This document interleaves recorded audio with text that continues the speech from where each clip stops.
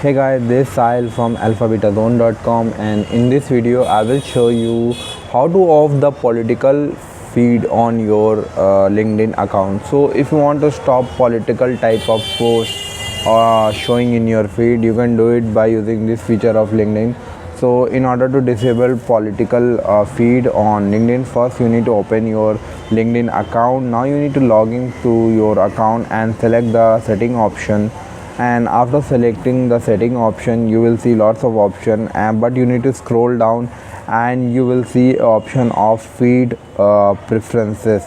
You need to click on the feed preferences, and here you will see that I am allowing the political content. So if you don't need a political content, you can toggle off this feature.